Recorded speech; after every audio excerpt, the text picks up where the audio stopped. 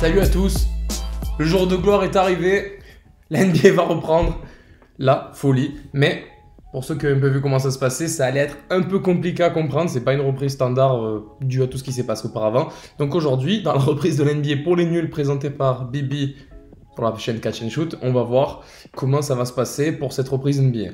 Donc déjà, il faut savoir que cette reprise elle a été votée à 29 fois contre 1, sachant que les seuls qui n'ont pas voté c'est Portland, les Trailblazers, qui ne voulaient pas reprendre dans le système que je vais vous décrire plus tard, mais qui voulaient reprendre dans un autre système. En fait, il fallait y avoir 22 équipes, eux, ils voulaient plutôt reprendre avec 20 équipes, mais ça, on va y revenir plus tard.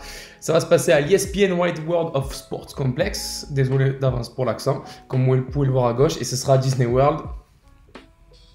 Chez Bibi, chez la team à Bibi à Orlando, ça sera du coup là-bas, donc toutes les équipes que je vais vous présenter après seront réunies, tous les matchs passeront en huis clos dans cette enceinte, dans ce complexe. Donc en termes de déroulement, du coup, il y aura 8 matchs de saison régulière par équipe. Donc les équipes vont pas arriver démarrer des playoffs de suite. Les classements ne sont pas gelés, entre guillemets. Donc il y aura 8 matchs de saison régulière par équipe. Après ces 8 matchs de saison régulière, on va avoir un classement final qui va se dégager. Et il y aura potentiellement un tour préliminaire entre les 8e et 9e de chaque conférence. Mais sous certaines conditions, on va y revenir après. Et après, c'est des playoffs classiques au meilleur des 7. Concernant les équipes concernées, à l'Est, on a les 8 de base qui étaient qualifiés avant l'arrêt de la saison NBA. Donc Milwaukee, Toronto, Boston, Miami, Indiana, Philadelphie, Brooklyn, Orlando. Et en rouge, rajouté à l'Est, il y a Washington qui a été invité. Pourquoi? Parce que potentiellement, ils peuvent rattraper leur retard. Et à l'Ouest, on a les Lakers, les Clippers, Denver, Houston, Utah, OKC, Dallas, Memphis. Et en embuscade, invité en plus, Portland, la Nouvelle-Orléans, San Antonio, Sacramento et Phoenix. Donc là, on peut voir qu'il y a beaucoup plus d'équipes à l'Ouest qu'à l'Est d'invités, dû au bilan, car il y a beaucoup d'équipes en retard à l'Est sur le 8e. Comment ça va se passer? Après les 8 matchs de saison régulière, on va avoir un classement. Il peut y avoir un tour préliminaire, c'est-à-dire un affrontement entre le 8e et le 9e de chaque conférence, mais sous certaines conditions. Premier cas de figure, s'il y a plus de 4 victoires d'écart entre le 8e et le 9e, pas de tour préliminaire, le 8e passe direct en playoff. S'il y a moins de 4 victoires d'écart entre le 8e et le 9e, donc si par exemple il y a Memphis qui tâtonne un peu, la Nouvelle-Orléans qui rattrape, il y a 3-2 matchs d'écart, ils vont se faire un tournoi entre eux, donc Memphis-New Orleans par exemple. Et ce sera un tournoi au meilleur des deux. Mais pour que la Nouvelle-Orléans, dans le cas où ils sont 9e, donc le 9e se qualifie, il faut que le 9e en fait gagne 2 matchs contre le 8e, tout simplement. À partir du moment où le 8e, sur ces deux affrontements potentiels, gagne un match, le 8e est qualifié. Donc en gros c'est sur 2 matchs, mais si le 8e en gagne un des deux, donc le premier c'est fini. S'il perd le premier, il se donne une seconde chance et peut gagner le deuxième match.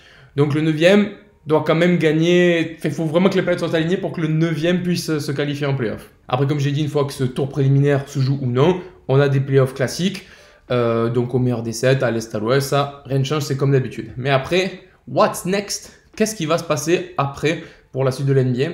Donc en fait, la saison va reprendre le 31 juillet. Je ne sais pas si je l'ai dit en début de vidéo, mais ça va reprendre le 31 juillet. Donc avec ces 8 matchs de saison régulière qui feront sans doute office de pré-saison, entre guillemets, d'échauffement, entre guillemets, même si c'est super important pour certaines équipes. Et après, les playoffs vont se dérouler et ça devrait s'arrêter courant début octobre. Je crois que c'est fait mi-octobre, c'est prévu, la fin de la saison. Du coup, il y aura une loterie. Donc les équipes de loterie sont figées.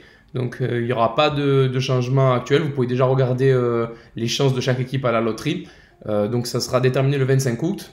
Après il y aura la draft le 15 octobre. Et la free agency démarrera 3 jours après, donc le 18 octobre. Ce qui laisse en fait un mois aux équipes pour s'organiser parce que les training camps sont prévus directement pour le 10 novembre.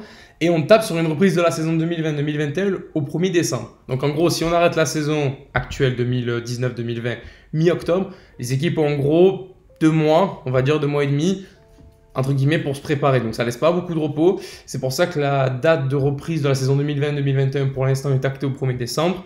Mais de ce que j'ai lu des dernières infos qui sont sorties à droite à gauche, c'est pas sûr. Il y a le syndicat des joueurs qui est en discussion avec ça et qui souhaite peut-être modifier la date.